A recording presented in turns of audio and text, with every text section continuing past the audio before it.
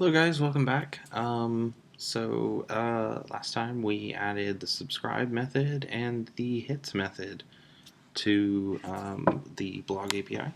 And so today we're going to work them into the front end of it.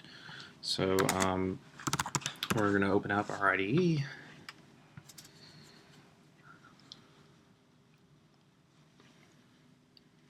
And then we will pick the blog and load that in. Okay, and we'll go ahead and start serving it, just so I don't forget to and expect it to be there and it doesn't work. SERVE. Alright, we're going to run that, and we'll go ahead and open up the page so we can determine where we want it to go. Go back over to Chrome, and there we go. So here's our test site. And in our test site, we have, so I want the subscription box to be probably up here on the header, or maybe under posts. Well, I definitely don't want it all the way at the bottom, because then you're gonna have to scroll to the bottom. That's fine, the RSS thing being there, but I would almost even like you click the subscribe button and like a box drops down. So that's a little bit of UI work that I'd probably like to do. But at the moment, if we just put a box up here with a little subscribe button, then it's going to be simple enough to just tie in, get working, and then we can flesh that out and make that look a little better. That's the way to go about doing upgrades to sites and stuff, is to just get it working and then make it look really absolutely amazing and stuff. So if any of you in the early days, so I know we're not that far away from it, but early days of this, you'll have seen that like the video was like way off the right side of the screen because I just didn't have the box set correctly, and now it more or less loads in pretty much the width of the post, and it's a lot more responsive. You can actually grab the bar here and shrink it down, and the video goes down with it. So it should be mobile friendly enough. Haven't actually watched one on an iPhone. I should probably do that and see how well it handles. I know that you can make it full screen, but I haven't actually seen the quality of it, so that's probably something I do need to do. Well, I could even look into making a iPhone application or something that has these kind of published out to it. So that could be a future project. See, all these things that we can do, right? So, and that's one of the dangers of the web too, is you can do anything and everything. So, but you only have so many hours in a day, and you only have so many days in a week, and so on and so forth. So, it's usually picking which one is the most valuable, and how do I maximally efficient. How do I manage my time efficiently with the maximum output? So that's especially when freelancing. That's definitely the challenge, is finding ways to not get too far down in tied into contracts and stuff like that. So, but still be profitable and still make money. Okay, great. So because we're back on our, well, we don't need to test this, but we do need to test the,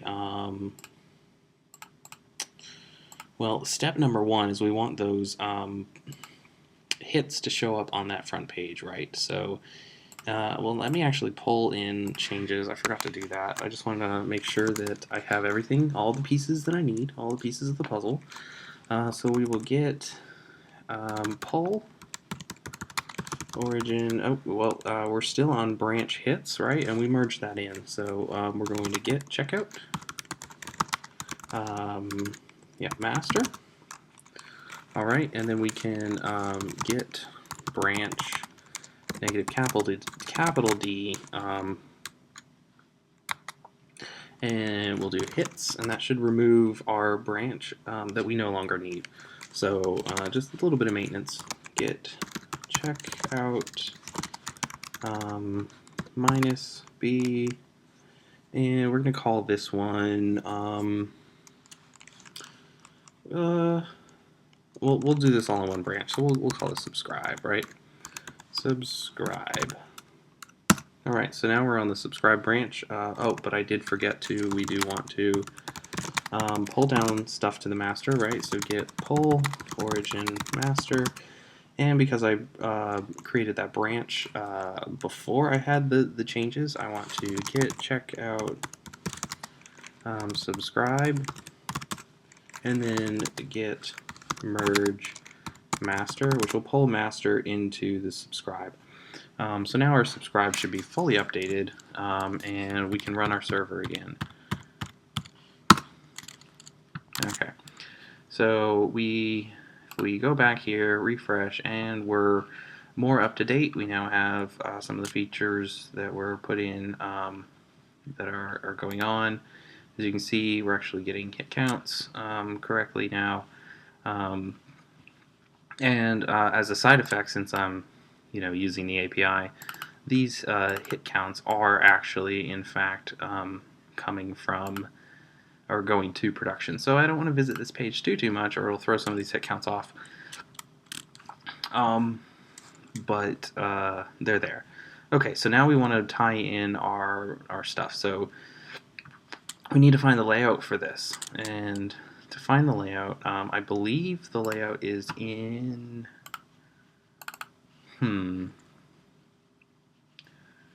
Not there. Aha! Is this it? Page content wrapper? Or maybe it's site? No, that's the actual generated site. Includes, no. Default include header, page content, class wrapper content. Those are posts. That's the site again.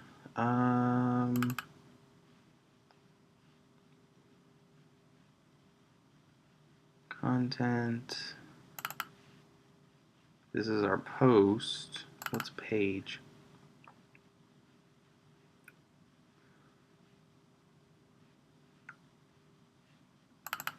Gotta find the right one. Yeah, what is this page being generated off of? Well, I can try to find it. If I go into site and look at the index.html, it'll show me. So we've got wrapper, site title, site nav, trigger, page content wrapper, home, page heading, posts, post list, post meta, post link. Okay.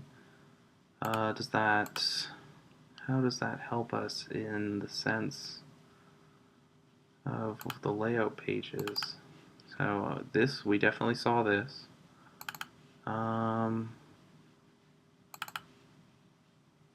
Page title, date, controller views. I have to find the right template. Header, article, post content. I was sure that Jekyll had this information in there.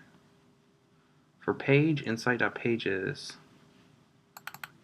page link, if page title, then page link.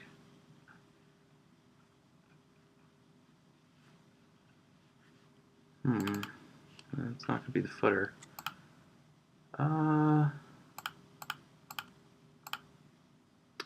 Maybe it, yeah, don't look at the, actual index page. That would be terrible. Okay, so we found it. So in here, here's the date that shows up. And then we've got our URL and the post title.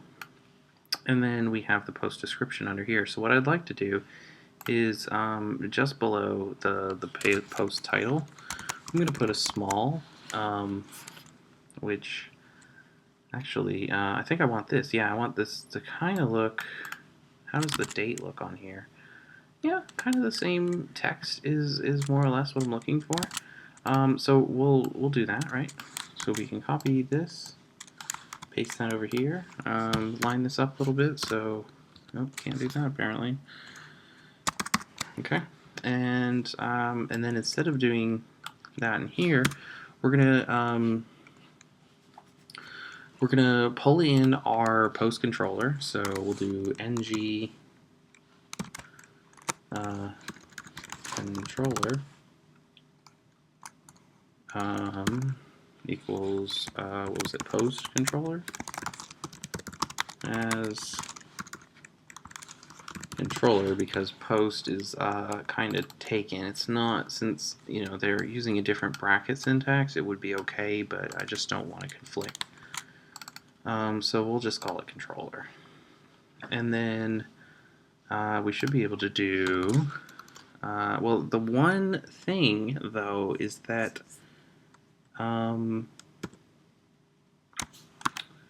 yeah, we're gonna have to controller, we're gonna have to get a little clever here. Again, we're interfacing with two different technologies, so this is gonna statically generate things, and then we need to deploy it. So we're not using ng repeat. We can't use ng repeat here because of the way that this works. So it's not going to know which one it is. So we're going to have to pass that in as an argument to some function, and then that's going to return back our stuff. So we're going to call views.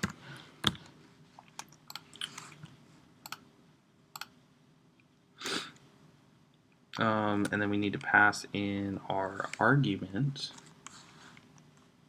Well, actually, we could get even trickier with the JavaScript.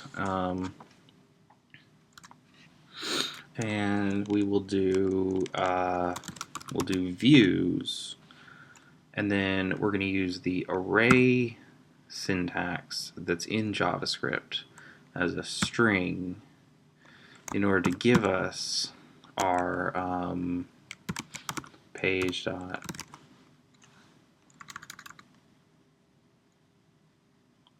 post update, and we should be able to do that. So it should actually be post ID, and hopefully that'll work. And that should bind correctly. So we're doing some really tricky things here in order to try to get this to work correctly. So let's go ahead and close all these extra files we don't need. We don't need that, we don't need that, but we do need this. Okay, so in here, in our page init, we want to do an HTTP dot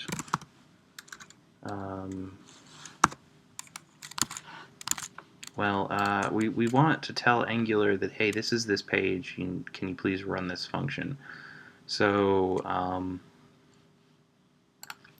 we're going to do an ng init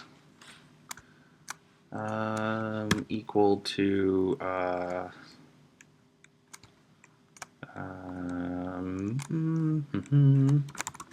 we'll call it index init. Kind of a terrible name, I know, but it'll work for now.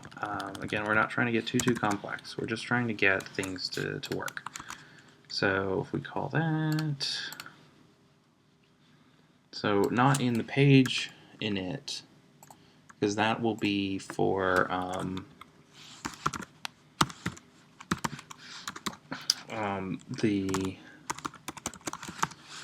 the individual posts themselves.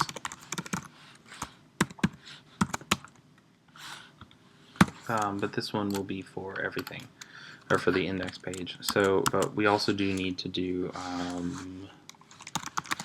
we'll call var views equals an empty object.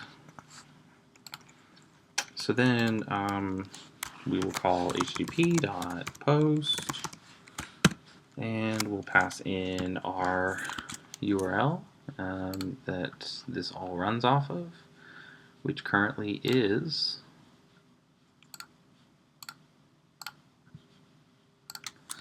this URL, and we want it to be hits, and then we'll say then, and our success function with our data, and that should be for each like function of x, and we will do x or views, and then we'll pass in x.post id is equal to x.count.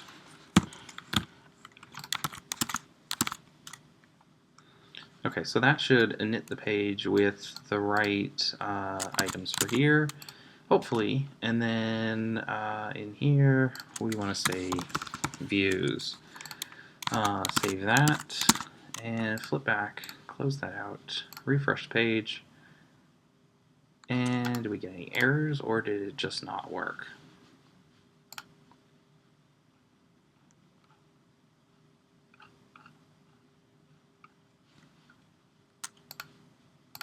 Put a breakpoint on here, reload the page, and apparently that's not getting called, so we need to figure out why. Oh, because that's a capital and the function doesn't have a capital name. So reload the page again, refresh the page, and we're getting an error that the post, this is not found. Is that in fact what we called it? Oh, we got an exception here. And the exception was no route matches / hits. Oh, because it's not a post, that's the subscription is a post. So this is a get. I'm sorry. You guys are probably screaming at me going, no, it's get, no, it's get. Now we're getting a 500 internal server error. Check over here, and we get back the error of a lot of stack trace, missing template home hits, application hits with locale, blah blah blah, searched in here. Okay, well I shouldn't have to go through that. I should be, well I know there is a JBuilder template. It probably needs to be .json. It's kind of that annoying feature of Rails, that it can handle multiple different inputs, which is great, but then it also means that you have to end all your stuff with .json or send across some JSON specific data. Okay, now we actually hit our counts. Great. Let's see how they work. I don't see any difference. So it doesn't mean they didn't work, but it means that I'm not sure. So what's the post ID? Is 1, and the count is 2. Okay, that's not entirely correct. Oh, but that's because we don't have our posts set up in this database yet. So what I am going to do is we need to do that. And really simple way without having to hack things together and do crazy things is to just, we're going to flip this over to use this URL instead of that one. And then we're going to visit each post. So we just go here, now it says one view, go here, one view, then we go here, we get one view, here, one view, here, one view, and here, one view. Okay, and now we reload the page, and we're still getting none, but we should hopefully be getting back some data.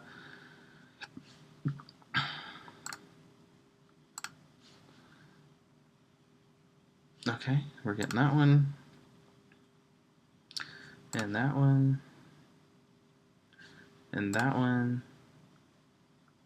and here's our first GUID one, right? So we got a GUID, we got a count, and that should line up, but it's also very possible that the issue is within the other part of this, the